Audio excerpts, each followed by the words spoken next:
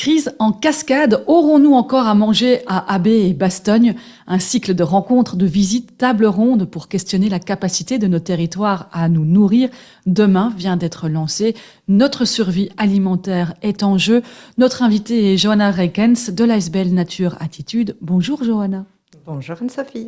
Pourquoi vouloir lancer un tel cycle de conférences et de tables rondes?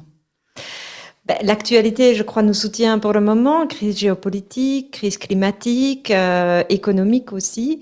Et donc, la question de l'alimentation reste centrale et on avait envie de questionner la capacité du territoire à pouvoir encore nous nourrir dans les années à venir. Parce que maintenant, la situation est plus grave qu'avant. Avant, on en parlait, on se disait, mais oui, mais non, c'est pas pour nous, c'est pour dans 10 ans, 20 ans, dans 50 ans. Mais votre initiative est d'autant plus importante qu'elle tombe en pleine crise économique et climatique.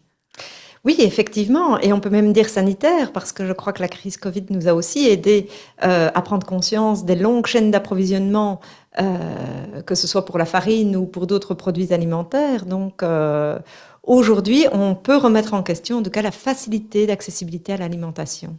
Et donc, votre objectif, c'est de, dès à présent, travailler pour assurer à toutes et tous une sécurité alimentaire, c'est-à-dire notre survie alimentaire. Oui, c'est vrai qu'on en est là. C'est la survie alimentaire dont on va parler. Alors, c'est pas moi spécialement, c'est un collectif de citoyens qui va enquêter pendant presque une année pour vérifier la capacité de notre territoire à nous nourrir. Parce qu'avant, on parlait de soutenir les producteurs locaux, arrêtez-moi si je me trompe, mais on n'en est plus là, la situation est bien plus grave. Disons qu'on change d'angle d'approche. Bien sûr, les producteurs, c'est sur eux qu'on va se baser pour nous nourrir, mais la question qu'on se pose vraiment aujourd'hui, c'est moi en tant que mangeur, est-ce que je vais encore avoir à manger dans les années à venir? Et pour y parvenir, je vais devoir travailler étroitement en collaboration avec les producteurs. Mais c'est pas dans le but de les soutenir eux, c'est dans le but d'avoir à manger. Donc vous trouvez qu'en peu de temps, on est passé d'un côté à l'autre de la barrière? On a peut-être pris conscience, en tout cas, du côté indispensable d'avoir une production qui soit locale pour pouvoir nous nourrir. Maintenant, est-ce que cette production locale, elle va être suffisante? Est-ce qu'elle va être suffisamment autonome pour pouvoir alimenter toute la population? Ça, c'est une autre question. C'est la question du mangeur. En tous les cas, on n'a jamais entendu autant de personnes avoir peur de ne plus avoir les moyens de se nourrir parce qu'ils vont devoir payer leurs factures énergétiques. Est-ce que c'est peut-être ça qui explique qu'il y a autant de gens inscrits à vos conférences, parce que ça commence déjà très fort et il y a votre soirée de lancement? Oui, effectivement, on est nous-mêmes surpris par l'intérêt de la population. Donc, ce soir, on a la projection du film Une fois que tu sais à Abbé. On en a une autre mercredi prochain à Bastogne, au musée Picon-Rue. Et on a énormément d'inscrits. Donc, on est heureusement surpris, mais ça montre aussi les craintes de la population, leur intérêt pour leur assiette. Et pour le cycle, on a déjà des inscrits, donc on se rend compte que les gens sont prêts à s'investir pendant 1 an, à réfléchir avec nous sur comment s'approvisionner, comment se nourrir demain. Vous êtes, Johanna, concentrée sur les légumes dans le cadre de ce cycle de conférences et d'ateliers. Pourquoi ? Alors, il faut savoir que ce cycle, il a été pensé, conçu avec des citoyens, des habitants de Bastogne et de Abbé. Et effectivement, on s'est dit qu'on pourrait partir sur la viande, sur les céréales. Il y a plein de produits alimentaires qu'on pourrait questionner aujourd'hui, mais c'est beaucoup trop large. Donc, on s'est dit, il faut se centrer sur quelque chose. Les légumes étant le produit de base dont on ne peut pas se passer, nous semble-t-il, dans notre alimentation, on s'est dit, on va commencer par là. Pour vous, c'était l'essentiel, les légumes?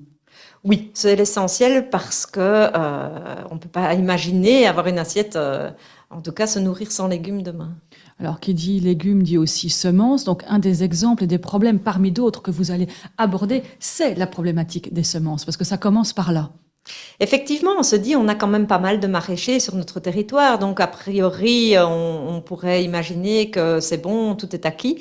Mais c'est pas si simple. Quelle est la capacité de nos maraîchers à nous nourrir dépend aussi de la capacité à se fournir en semences. Aujourd'hui, en Wallonie, on a un grand semencier bio, on a un semencier bio qui fournit lui-même des semenciers qui vendent aux particuliers. Et donc, un seul, est-ce que c'est suffisant? Est-ce que c'est pérenne? Est-ce que, en cas de sécheresse ou de problème sur leur terrain, est-ce qu'on va encore avoir des semences pour fournir nos maraîchers? Voilà, aujourd'hui, où nos maraîchers se fournissent-ils? Ce sont toutes les questions qu'on va leur poser quand on va aller les rencontrer. Et on va les rencontrer ce semencier également pour en discuter avec lui. Alors, un autre problème parmi d'autres, parce qu'il y en a beaucoup qui vont être abordés lors de votre cycle de conférences, c'est le stockage. Ça aussi, c'est un enjeu important. Aujourd'hui, nos maraîchers locaux peuvent nous fournir le gros de la saison, c'est de juin, on va dire, à novembre, mais il faut pouvoir manger le reste de l'année. Alors aujourd'hui, on compte sur des produits qui ne sont pas forcément de saison, qui viennent de loin, qu'on retrouve dans les chaînes des supermarchés. Mais ces chaînes d'approvisionnement, aujourd'hui, on se rend compte qu'elles sont très longues et donc elles sont soumises à des aléas et de nombreux risques d'approvisionnement. Et donc, comment est-ce qu'on va pouvoir fournir des légumes si on veut s'autonomiser sur notre territoire? C'est notamment en stockant. Et donc, la question des stocks et de la transformation est essentielle, effectivement, pour nous nourrir demain. Alors, il y a beaucoup d'autres points qui seront abordés pendant une année. Les citoyens d'Abbé et de Bastogne et d'alentour et d'autres peuvent venir ou pas? Mais donc, c'est vrai qu'ici, c'est un cycle qu'on a imaginé avec les habitants de Bastogne et de Abbé. Et donc, on va aller à la rencontre d'acteurs parfois beaucoup plus lointains. On va aller à Namur, on va aller à Liège, on va aller au Luxembourg. Mais après, l'idée, c'est de revenir vraiment sur notre territoire pour enquêter et analyser les capacités de notre territoire. Donc ici, principalement, Abbé, Bastogne et alentour, bien sûr. Mais si jamais on voit que ce cycle, en tout cas, il fonctionne bien et qu'on obtient des propositions qui sont intéressantes, à ce moment-là, on pourrait très bien le reproduire sur d'autres territoires de la province. Un site internet ou une page Facebook où on peut suivre vos ateliers, vos conférences? Alors, Naturattitude en un mot.be et sur Facebook, by Naturattitude. Un grand merci, Johanna, d'avoir été parmi nous. Merci beaucoup. Merci.